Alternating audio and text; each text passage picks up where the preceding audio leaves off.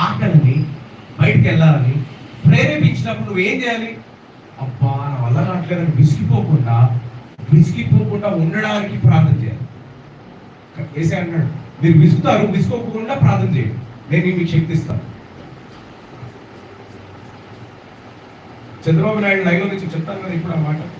ఇప్పుడు ఆయన మామూలు తెలిసిన విషయం. ఒకరు ఇస్తానన్నాడు శిరీష, 2 ఆటోలు వస్తాయి, నీకంటే ఏం చేస్తావు? విసుగు పొద్దున సాయంత్రం కావాలి దొరుకుకుంటూ కూర్చుంటారు, అట్లా చూస్తామని ఎప్పుడు వస్తాడు, ఎప్పుడు ఇస్తారు. విసుగం మనం, విసుగుకో. పక్కన వచ్చి కొట్టినా తిట్టినా మనం ఏం చేసినప్పుడు లైన్లో నుంచి కదలం. ఎందుకు? ఇక్కడే ఉన్నామంటే 2 ఆటోలు రావు, వస్తాయని చెప్తారు, వెళ్ళిపోతాము. అబద్ధాన్ని నమ్ముతాం.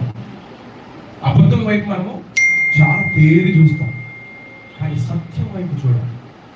సత్యమైన దేవుడు చెప్తున్నాడు ఏమని తెలుసా? మెలకువగా ప్రార్థన చేయాలి.